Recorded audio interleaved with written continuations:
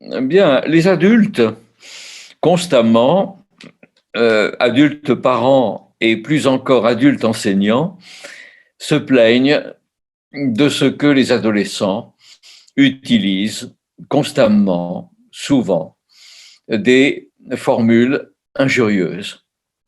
Ces injures, d'ailleurs, constituent un ensemble qu'il faut découvrir dans leur hiérarchie, je dirais, de force. Par exemple, franchement, je crois qu'un adulte ne se sentirait pas gravement injurié si quelqu'un le traitait de bouffon. Or, j'ai rencontré des adolescents qui m'ont dit que se faire traiter de bouffon supposait une réponse au couteau. C'était si grave qu'on ne pouvait pas répondre par des mots, mais pas un passage à l'acte, littéralement. Alors, il faut examiner ce que c'est que l'injure.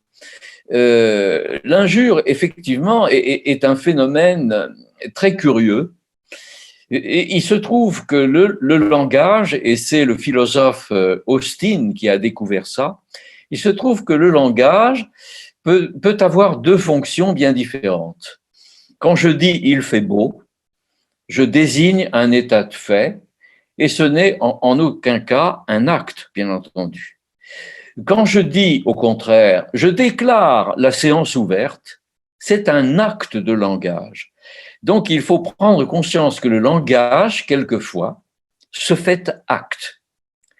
Et pour faire acte, le langage doit utiliser un certain nombre de verbes précis. Par exemple, je déclare la séance ouverte, ou je te baptise, ou je vous déclare mari et femme. C'est un acte, effectivement, qui est perpétré là. Et donc, le langage doit être utilisé au présent de l'indicatif et à la première personne. Et il faut que le sujet qui dit « je vous déclare mari et femme » ait l'autorité pour le faire, sinon ça ne compte pas. Alors, que se passe-t-il dans l'injure? Eh bien, l'injure, effectivement, est un acte de langage. Ce qui le prouve, c'est qu'aujourd'hui, par exemple, les injures sexistes, les injures racistes sont un délit. On commet un délit. Et pour qu'il y ait délit, il faut bien qu'il y ait acte. Donc, les adolescents ont bien saisi ça. Et l'adolescence est, à mon avis, une période où se pose sans arrêt la grande question du choix entre j'agis ou je parle. J'utilise un acte, je passe à l'acte, ou au contraire, j'en reste au mot. Et je cite toujours le premier meurtre de notre humanité, c'est le meurtre effectivement d'Abel par son frère Caïn. Le premier meurtre dans notre mythologie judéo-chrétienne est un fratricide, et le texte est très étonnant. Et c'est Daniel Sibony qui a écrit ce si beau livre sur la violence qui met le doigt là-dessus.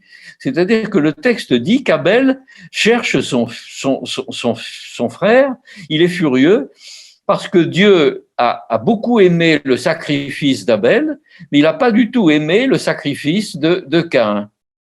Voilà. Et donc, il court chercher son frère et il le trouve. Et le texte dit, et lui dit, et il le tue. C'est-à-dire qu'il n'a pas réussi à lui parler.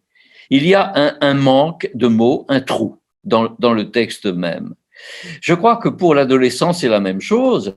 C'est-à-dire que l'injure, effectivement, étant un passage à l'acte verbal, c'est une utilisation un peu exceptionnelle du langage. Il n'a plus à choisir entre l'acte et la parole.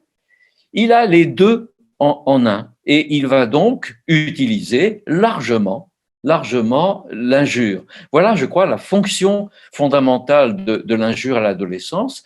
L'adolescent a compris la fonction de l'injure comme acte de langage. Le langage se fait acte et donc nous détourne du passage à l'acte, même si certaines injures, effectivement, sont des injures si graves pour l'adolescent que, mon Dieu, on ne peut réagir à l'injure en tirant son couteau. Un adolescent me disait, quand il m'injure, c'est comme s'il me taguait la gueule.